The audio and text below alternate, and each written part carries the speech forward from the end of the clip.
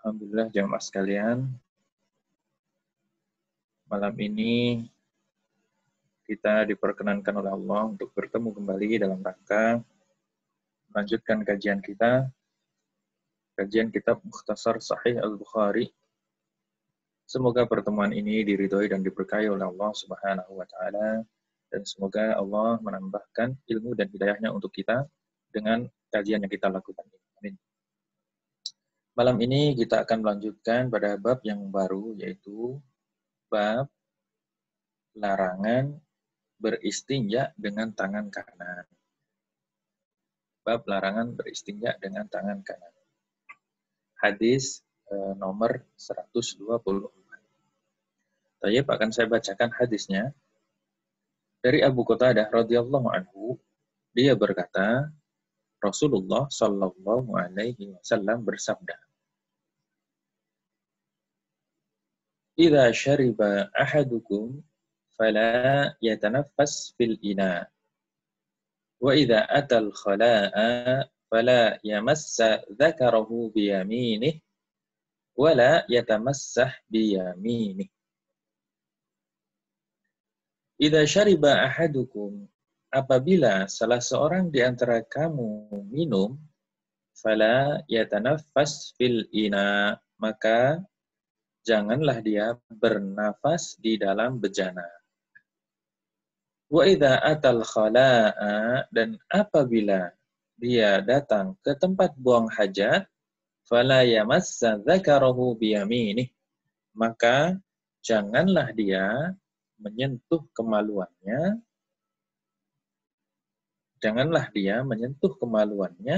dengan tangan kanannya. Wala yatamassah biyaminih, dan jangan pula mengusapnya dengan tangan kanannya. Barakallahu fikum. Sebelum kita bahas hadisnya, maka di sini hadis yang ke-124 bersumber dari seorang sahabat. Yang ini baru, belum pernah kita sampaikan terjemahnya atau biografinya, yaitu sahabat Abu Qatadah. Siapakah sahabat Abu Qatadah? Beliau adalah seorang sahabat yang berasal dari Madinah, yaitu asli Madinah, dari Bani Salamah, dari suku Khazraj. Beliau itu namanya ada yang mengatakan Al-Harith, ada juga yang mengatakan Amru, dan ada yang mengatakan sebutan-sebutan yang lain, namun dikenal dengan julukan Abu Qatadah. Di dalam beberapa kitab sirah disebutkan nama yang lebih terkenal adalah Al-Harith. Selain julukan Abu Qatadah, maka yang terkenal adalah Al-Harith bin Rib'i. Bapaknya adalah bernama Rib. Beliau masuk Islam sejak kecil, ya berarti termasuk sahabat, kalangan sahabat yang muda, dan ikut perang Uhud dan juga perang-perang yang setelahnya. Nah, itulah sedikit mengenai Abu Qatadah, dan beliau banyak meriwayatkan beberapa hadis, diantaranya disebutkan di dalam Sahih Bukhari dan Muslim. Salah satunya hadis ini. Hadis ini berasal dari beliau, yaitu Abu Qatadah Al-Ansari. Rasulullah SAW bersabda, "Idza syariba", apabila meminum, siapa yang meminum, ahadukum, salah seorang di antara kalian, fala yatanaffas, maka janganlah dia bernafas. Maksudnya apa bernafas di sini? Itu ketika minum, dia sambil bernafas fil ina, di dalam bejana. Ina di sini istilah untuk segala macam benda yang digunakan untuk makan dan minum, bejana. Terkhusus di sini adalah ketika minum, berarti alat yang digunakan untuk minum. Entah itu berupa gelas, cangkir, atau mungkin juga mangkok atau yang lainnya. Apabila seorang minum, maka janganlah dia bernafas di dalam bejana.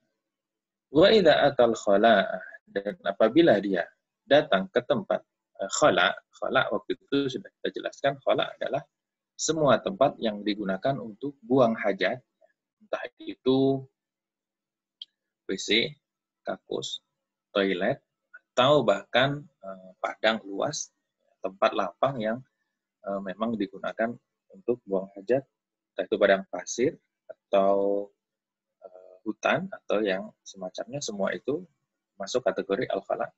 Kalau dia mendatangi tempat buang hajat, fala yamassa dzakarahu biyamini, maka janganlah dia menyentuh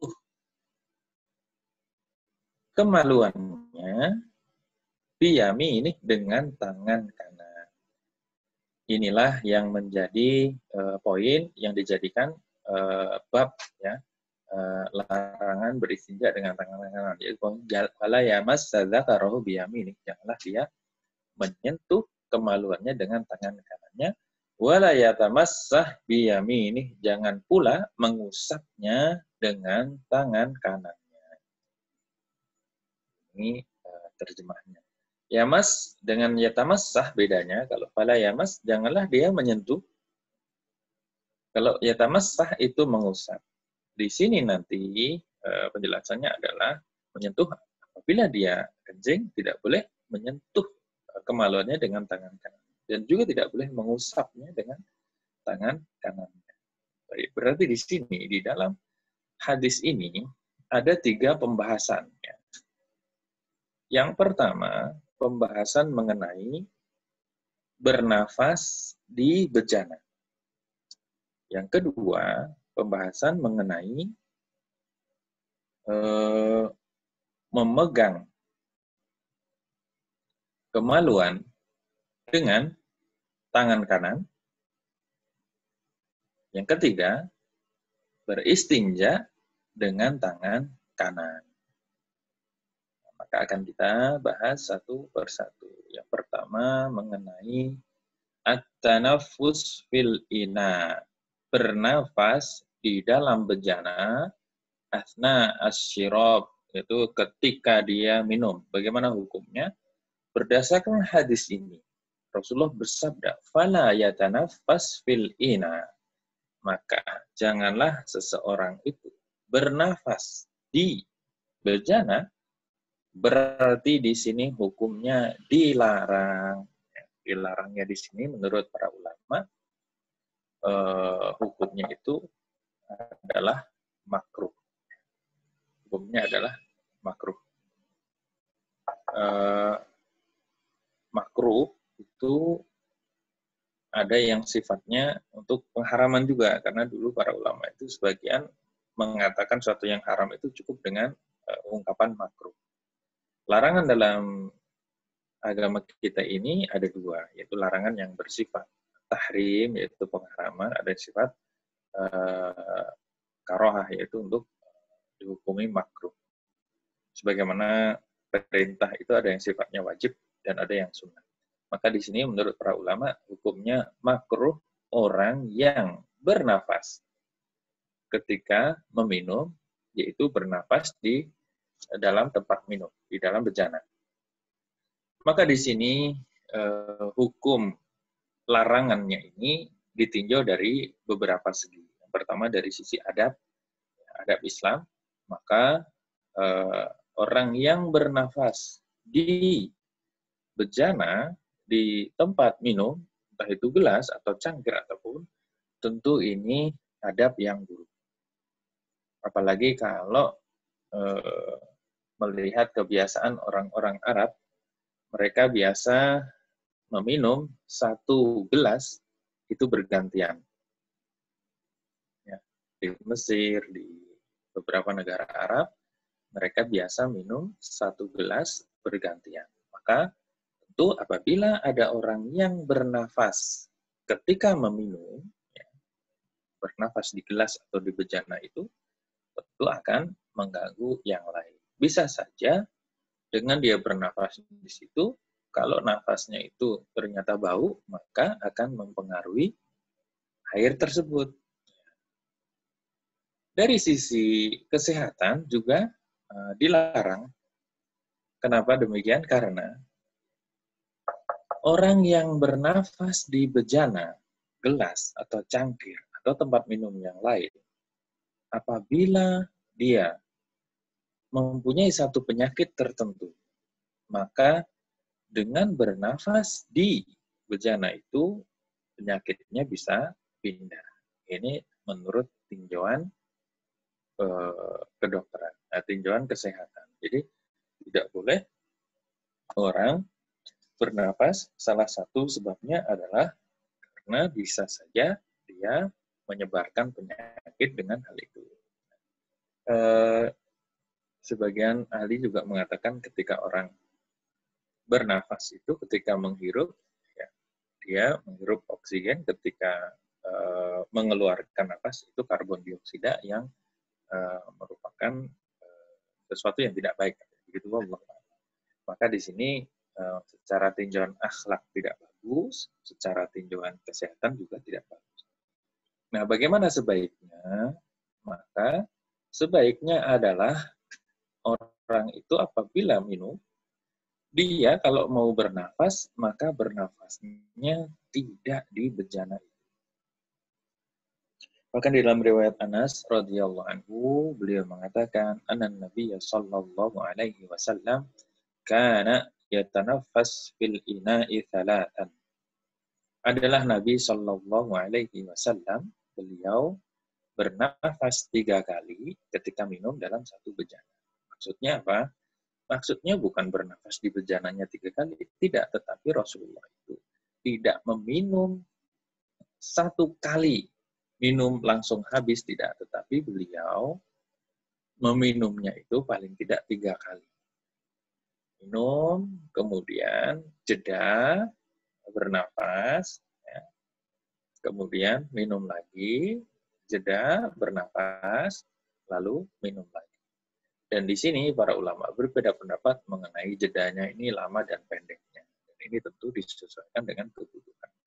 Jadi intinya tidak baik kalau minum sekali langsung dihabiskan. Anas kemudian mengatakan setelah Rasulullah melakukan itu, beliau, fa'ana atanafas fi syarabi thalatha. Aku pun bernafas ketika minum itu 3 kali. Bagaimana ketika kita mungkin mengobrol dengan beberapa orang dan kita disiapkan minuman, maka boleh saja kita minum sedikit demi sedikit, meskipun lebih 3 kali tidak masalah. Yang dilarang adalah, yang kurang baik adalah minum langsung habis dan bernafas di minuman. Itu tidak boleh. Ya. Nanti tolong dikasih tahu kepada siapapun yang masih suka meminum dengan bernafas di tempat minumnya, terutama untuk anak-anak ya.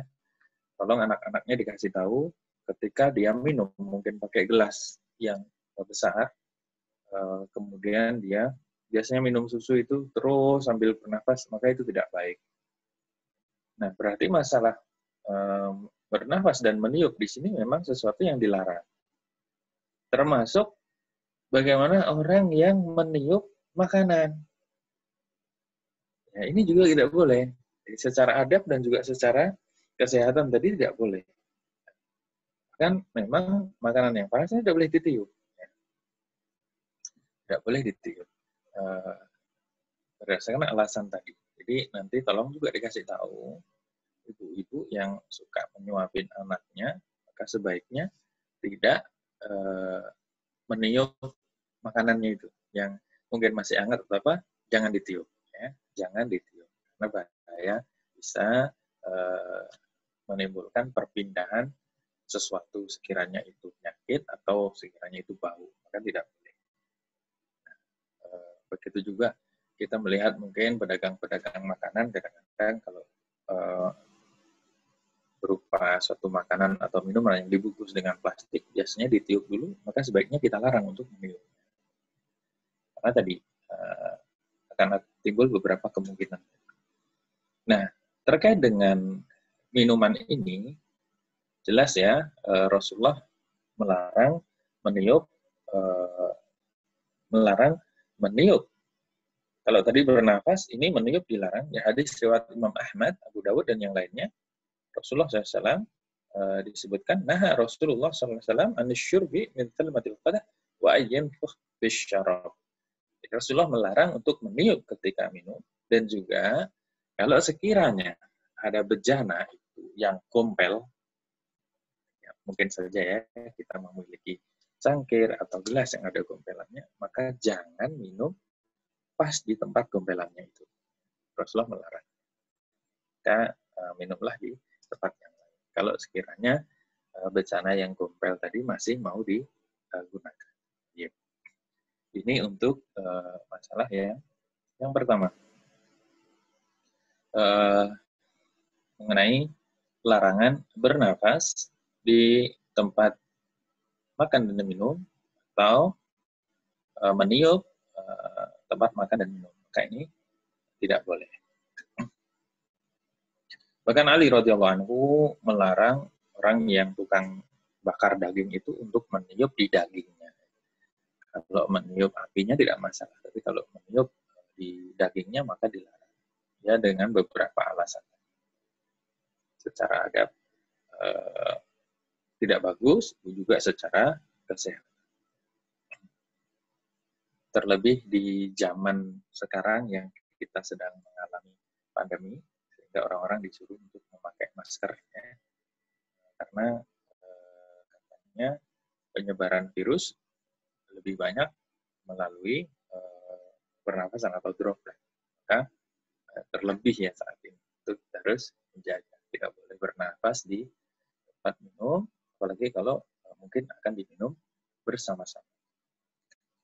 Masalah yang kedua adalah wa idza atal khala'a fala yamassa dzakarahu biyaminih. Apabila dia mendatangi tempat buang hajat untuk buang hajat, maka janganlah dia memegang atau menyentuh kemaluannya dengan tangan kanannya. Berarti ini larangan bersuci menggunakan tangan kanan yang menyentuh langsung kemaluan. Itu maksudnya menyentuh kemaluan. Di sini, apakah disebutkan di sini wala yamassa dzakarahu? Janganlah menyentuh kemaluannya. Zakar itu kemaluan laki-laki. Apakah di sini khusus laki-laki? Tidak, ternyata meskipun disebutkan di sini dzakarahu, kemaluan laki-laki, tapi ini menyangkut juga farjul mar'ah, itu kemaluan perempuan. Kalau secara istilah Arab, kemaluan laki-laki disebut zakar, dan kemaluan perempuan disebut farjum. Maka ini menyangkut, mencakup umum antara laki-laki dan perempuan. Kenapa yang disebutkan di sini laki-laki? Ya, karena biasanya Rasulullah itu ngomongnya kan dengan laki-laki dan banyak bersinggungan dengan laki-laki, lawan bicaranya itu laki-laki. Namun wanita itu adalah sama dengan laki-laki di dalam hukum, kecuali kalau ada hal yang khusus. Jadi ini berlaku untuk laki-laki dan perempuan, larangan menyentuh kemaluan dengan tangan kanan. Maksudnya bagaimana? Maksudnya adalah ketika dia buang air kecil, yaitu pipis, maka jangan sampai dia memegangnya dengan tangan kanannya. Jadi kalau selama ini masih ada yang kemungkinan dia pipis itu memegang dengan tangan kanan, maka sekarang jangan lagi. Jangan lagi memegang dengan tangan kanan, tapi peganglah dengan tangan kiri. Peganglah dengan tangan kiri. Kenapa demikian? Ya, ini Rasulullah SAW memang melarang untuk memegang kemaluan ketika buang air dengan tangan kanan. Terus kalau di sini yang dilarang adalah ketika buang hajat, yaitu buang air kecil, apakah larangan memegang kemaluan dengan tangan kanan ini berlaku secara umum? Bagaimana ketika seseorang sedang melakukan hubungan badan dengan pasangannya, bolehkah dia memegang kemaluannya dengan tangan kanannya, ya, ketika berhubungan badan? Maka di sini ada beberapa pandangan dari para ulama. Namun sebagian ulama mengatakan bahwa untuk selain buang hajat, maka dibolehkan seseorang untuk memegang kemaluannya apabila memang diperlukan. Tapi kalau tidak diperlukan, sekiranya masih bisa memegang dengan tangan kiri, maka lebih baik dengan tangan kiri. Jadi di sini di antaranya Ibnu Hajar Al-Asqalani yang berpendapat bahwa boleh dalam hal berhubungan badan, itu berjima, boleh memegang dengan tangan. Ketika itu ada seorang bernama Talq bin Ali bertanya kepada Rasulullah Sallallahu Alaihi Wasallam mengenai hukum orang yang menyentuh kemaluannya. Maka Rasulullah mengatakan, innama huwa bid'atun minka. Kemaluan itu adalah bagian dari tubuhmu. Jadi di sini Rasulullah membolehkan ketika diperlukan. Hanya saja di saat pipis atau buang air kecil ada larangan khusus. Maka tidak boleh memegang dengan tangan kanan ketika pipis, tapi selain itu jika diperlukan boleh. Hukumnya mubah. Di antara sebabnya adalah bahwa tangan kanan ini adalah biasa digunakan untuk sesuatu yang baik. Ya, misalnya untuk menghormati orang, untuk bersalaman, untuk mengambil, untuk memberikan, untuk makan, untuk minum, untuk memakai pakaian, dan untuk melakukan hal-hal yang baik, yang terpuji. Ini tugasnya tangan kanan. Sedangkan tangan kiri, ya, tugasnya adalah untuk hal-hal yang berkaitan dengan kebersihan, berkaitan dengan mensucikan diri, membersihkan najis, dan seterusnya. Begitulah yang dilakukan oleh Rasulullah. Ada hadis dari Aisyah radhiyallahu anha mengatakan bahwa Rasulullah itu tangan kanannya adalah untuk sesuatu yang baik, yaitu makanan, minuman, untuk pakaian, dan untuk melakukan hal yang baik seperti tadi bersalaman, memberi, mengambil, dan seterusnya. Ya, untuk tangan kiri kebalikannya. Namun ada suatu negara yang saya juga heran waktu itu, ketika saya bersalaman, maka dia bersalaman dengan tangan kiri. Jadi saya sodorkan tangan kanan, dia sambut dengan tangan kiri. Itu suatu negara yang jumlah muslimnya tidak banyak. Ketika di bandara, saya dikabarkan salah satu petugas bandaranya adalah muslim, maka saya datangin, saya ucapkan salam, saya sodorkan tangan saya, ternyata dia balas dengan tangan kiri. Setelah itu saya ketahui bahwa di negara itu mereka biasa bersalaman dengan tangan kiri. Tentu ini tidak sesuai dengan apa yang dicontohkan oleh Rasulullah Sallallahu Alaihi Wasallam. Karena bagusnya adalah bersalaman itu sebagaimana dicontohkan oleh Rasulullah dan para sahabat, tentunya dengan tangan kanan. Ini salah satu alasannya ya, kenapa kita tidak boleh menyentuh kemaluan dengan tangan kanan. Terus caranya bagaimana? Kemudian di sini kan ada larangan berikutnya, yaitu beristinja dengan tangan kanan. Kalau antum tidak bisa memahami, maka susah. Bagaimana kalau tidak boleh dengan tangan kanan? Maksudnya adalah tangan kanan tidak boleh menyentuh langsung kemaluan atau bersinggungan langsung dengan najis yang akan dibersihkan. Lantas bagaimana kalau tangan kanan ini sifatnya membantu? Kalau tangan kanan sifatnya membantu, tidak masalah. Misalnya istinja dengan air. Tangan kanan menuangkan air, itu menggunakan gayung atau wadah yang lain, sedangkan tangan kiri yang membersihkan, maka itu tidak masalah. Hal itu, menurut para ulama, bukan berarti bersuci dengan tangan kanan. Tangan kanan sifatnya adalah membantu menuangkan. Tapi yang bersentuhan adalah tangan kiri. Begitu juga ketika dia itu bersuci dari buang hajat besar. Maaf, bahasa kita kemarin istinja itu adalah cebok. Itu setelah buang hajat, buang air besar. Nah, bagaimana dengan istijmar yang mana tangan kanan itu memegang sesuatu yang digunakan untuk mengelap dan tangan kiri yang memegang kemaluan, apakah ini termasuk mengusap dengan tangan kanan? Maka menurut para ulama ini tidak termasuk dalam larangan, karena memang harus begitu. Tangan kiri yang memegang, kemudian tangan kanan yang mengusapnya. Kecuali kalau bisa dilakukan dengan tangan kirinya, tanpa tangan kanan. Namun kemungkinan agak sulit ya, sehingga dia harus dibantu dengan tangan kanan. Masya Allah, begitu detailnya ajaran Islam ini, ya, sampai urusan bagaimana cara kita bersuci diatur dengan sedemikian detail. Inilah bukti kesempurnaan Islam yang dibawa oleh Rasulullah Sallallahu Alaihi Wasallam, dan kita bersyukur sebagai umat Rasulullah Sallallahu Alaihi Wasallam yang mana segala kehidupan kita dari yang sangat kecil sampai yang sangat besar diatur, dan itu semua sesuatu yang sangat bagus ya, sesuatu yang sangat sesuai dengan kehidupan kita sebagai hamba Allah. Tentu ini lebih sesuai, ditinjau dari sisi kebersihan medis maupun dari sisi urf ataupun dari sisi akhlak dan adab.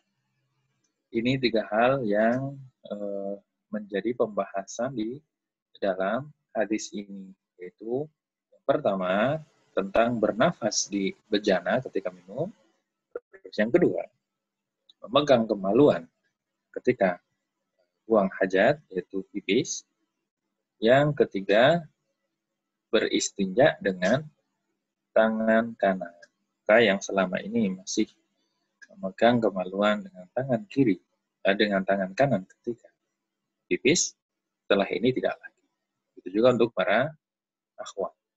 Maka sebaiknya diperhatikan betul-betul ya, diperhatikan betul-betul. Agar kita, kehidupan kita yang kita lakukan ini sesuai dengan sunnah, sesuai dengan petunjuk Rasulullah Sallallahu Alaihi Wasallam. Yep. Baik, akan kita sampaikan kesimpulan ya, kesimpulan yang bisa kita ambil, itu pelajaran yang bisa kita ambil dari hadis ini ya. Yang pertama adalah dimakruhkan hukumnya atau dilarang itu bernafas di dalam bejana ketika minum. Yang pertama, jelas kita jelaskan ya, alasannya. Kemudian yang kedua, dianjurkan minum 3 kali nafas ya, dalam satu minuman. Maksudnya tidak minum langsung habis sekali. Tapi sebaiknya jeda 3 kali. Mengambil nafas 3 kali. Sebagaimana tadi hadis Anas yang sudah kita sampaikan. Kalau ada yang bertanya, boleh tidak? Kalau minum sekali, 1 gelas langsung habis, boleh tidak? Secara hukum sebenarnya boleh saja, namun lebih baik kita mengikuti Rasulullah Sallallahu Alaihi Wasallam untuk minum 3 kali nafas. Karena yang dilarang di sini adalah bernafas di bejana. Jadi kalau orang minum 1 gelas langsung habis tanpa bernafas di bejananya, boleh saja. Tapi tentu lebih baik kalau 3 kali nafas tadi. Bahkan karena di sini ada perselisihan pendapat, ada yang mengatakan kalau minum sekali tegak langsung habis, ya sekali langsung habis itu tidak bagus. Itu seperti minumnya binatang. Seperti minumnya binatang. Ini adalah hadis Ibnu Abbas yang menyebutkan Rasulullah bersabda, la tashrabu wahidan. Jangan minum sekali langsung habis. Kasyurbil ba'ir, seperti binatang meminum langsung terus sampai kenyang sampai habis. Walakin ishrabu masna wa thalath. Tapi minumlah 2 kali atau 3 kali dan bacalah bismillah ketika meminum dan bacalah hamdalah ketika selesai. Jadi walaupun larangannya adalah tidak boleh bernafas, sebagian membolehkan sekali habis, yang penting tidak bernafas, namun lebih baik supaya kita tidak dikatakan seperti minumnya binatang, maka minum itu jeda. Minum, kemudian bernafas, lalu minum lagi. Ternyata secara tinjauan medis juga bagus. Ketika minum itu tidak langsung, maka akan ringan. Lambungnya ringan dan akan rileks, jadi tidak tertekan. Kemudian, pelajaran yang ketiga adalah larangan menyentuh kemaluan dengan tangan kanan. Jadi sudah kita sebutkan secara terperinci bagaimana ketika pipis dan di luar pipis, di luar buang hajat. Kemudian yang keempat yaitu larangan beristinja, bersuci atau cebok dengan tangan kanan. Tadi juga sudah kita singgung mengenai bagaimana caranya. Kalau tangan kanan membantu, apakah dianggap atau tidak? Kemudian yang kelima, fihi fadlul mayamin, keutamaan mendahulukan tangan kanan untuk hal-hal yang baik. Di dalam satu hadis Rasul disebutkan ya, karena Rasulullah SAW yu'jibuhu tayamunah, adalah Rasulullah SAW mendahulukan tangan kanan itu sangat disukai oleh Rasulullah, membuat Rasulullah itu takjub. Rasulullah mendahulukan tangan kanan fi tana'ulihi wa tarajjulihi wa tatahhuri wa fi sya'ni kulli. Rasulullah mendahulukan tangan kanan ketika beliau memakai sendal atau memakai pakaian atau menyisir. Menyisir saja beliau mendahulukan tangan kanan, mendahulukan bagian kanan. Jadi nanti kalau antum menyisir saja, sebaiknya nyisir didahulukan bagian kanan. Karena Rasulullah juga menyontohkan mendahulukan yang kanan. Coba, apakah selama ini antum perhatikan ketika nyisir? Atau barangkali jarang menyisir ya? Silakan menyisir dan pakai minyak rambut. Karena Rasulullah SAW, beliau menyisir dan memakai minyak rambut.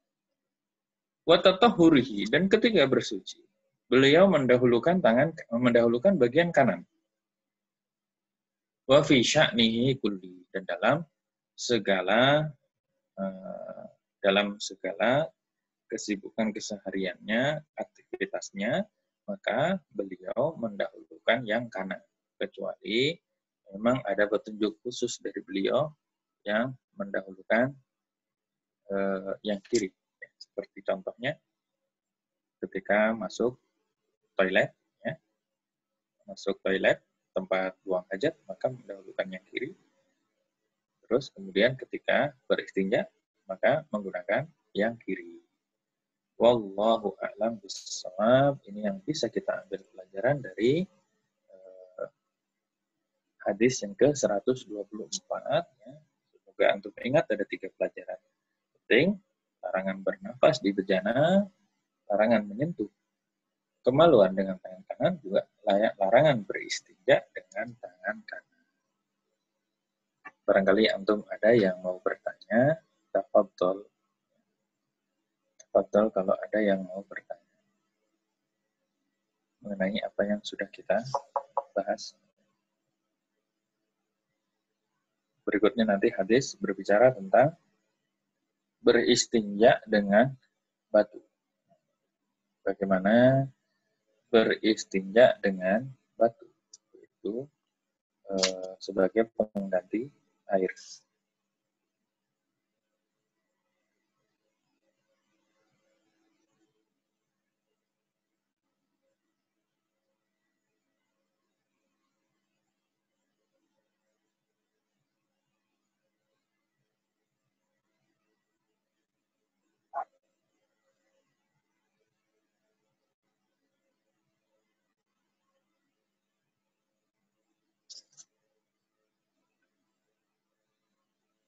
Saya sambil menunggu, barangkali ada yang bertanya, saya bacakan hadis berikutnya, nanti insya Allah akan kita bahas hari Kamis malam. Hadis ke-125 dari Abu Hurairah radhiyallahu anhu, dia berkata, "Ittaba'tu Nabiyya sallallahu alaihi wasallam kharaja li hajat. fakana la yaltafitu fadanautu minhu faqala ibghini ahjaran stanfit biha aw nahwahu wa la ta'tini bi'azmin wa la rawthin fa'ataituhu bi'ahjarin bi tarafai thiyabi wa wada'tuha ila janbihi fa'aradu anhu falamma qada atba'ahu bihin. Aku pernah mengikuti Nabi SAW yang saat itu beliau hendak keluar untuk membuang hajat. Beliau biasanya tidak menoleh. Lalu aku mendekat kepada beliau, maka beliau bersabda, carikan untukku beberapa batu yang akan aku gunakan untuk membersihkan diri setelah buang hajat. Atau ucapan semakna itu. Dan jangan engkau bawakan aku tulang, dan jangan pula kotoran hewan yang kering. Maka aku membawakan beliau beberapa buah batu dengan ujung bajuku, lalu aku meletakkannya di samping beliau, lalu aku berpaling dari beliau. Setelah beliau selesai, beliau beristinja dengan batu-batu itu.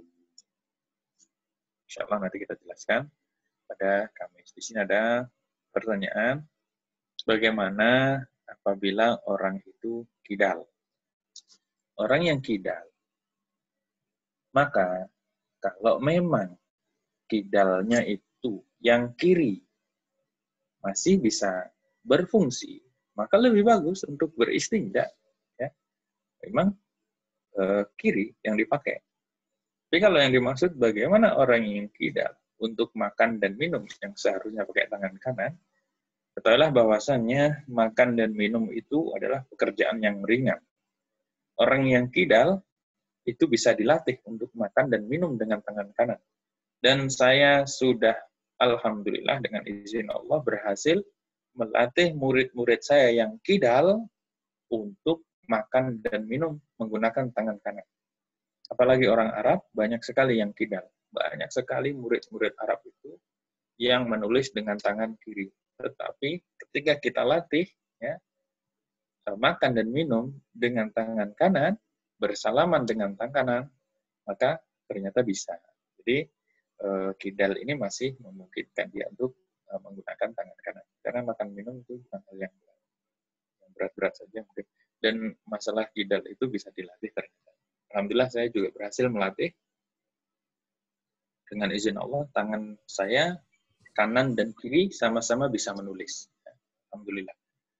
Kanan bisa menulis, kiri juga bisa menulis. Bahkan bisa menulis dibolak-balik. Itu semuanya butuh latihan.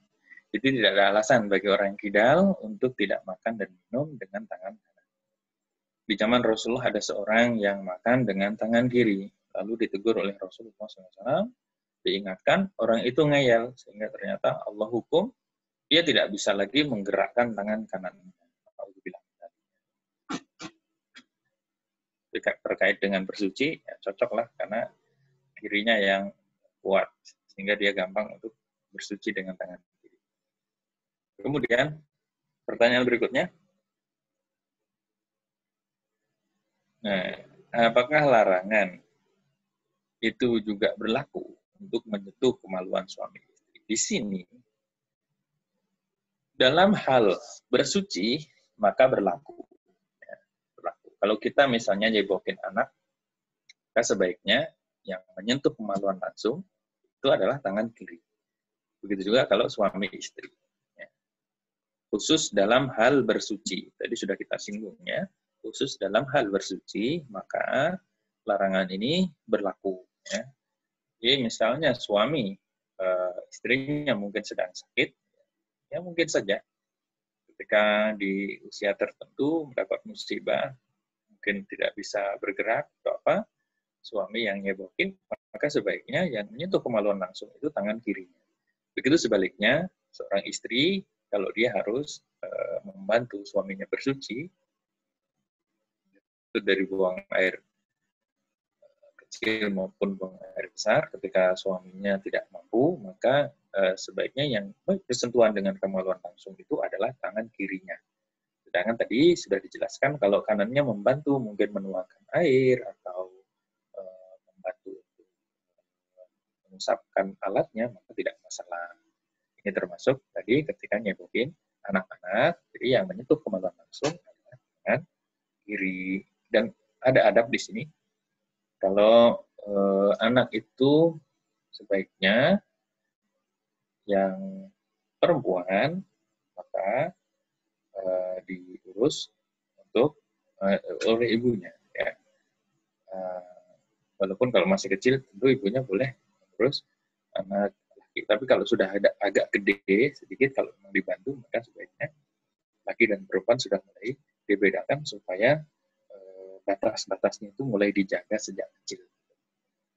Masuk Rasulullah kan ketika anak itu sudah mulai ngerti kan, tidurnya sudah mulai dipisah. Tidurnya sudah mulai dipisah. Supaya batas-batas batas itu dijaga dari kecil. Wallahu a'lam. Barakallahu fikum. Insyaallah sudah bisa dipahami dan kita akan lanjutkan pada pertemuan berikutnya insyaallah pada hadis yang ke-125. Semoga yang kita sampaikan ini bisa diambil manfaatnya sehingga menambah pemahaman kita terhadap ajaran Rasulullah ini sehingga kita bisa melaksanakan menjalani kehidupan kita sesuai dengan petunjuk Rasulullah Shallallahu Alaihi Wasallam. Bahkan bersuci saja bisa mendapatkan pahala. Bersuci saja bisa dinilai pahala ketika kita niatkan mengikuti sunnah ajaran Rasulullah Shallallahu Alaihi Wasallam. Jadi tidak ada yang sia-sia dalam segala aktivitas kehidupan kita. Kita akhiri dengan doa kafaratul majelis. Subhanaka Allahumma asyhadu an la ilaha illa anta astaghfiruka wa atubu ilaik. Jazakumullah khairan atas perhatiannya. Terus kepada insyaallah bertemu lagi. Assalamualaikum warahmatullahi wabarakatuh. Waalaikumsalam.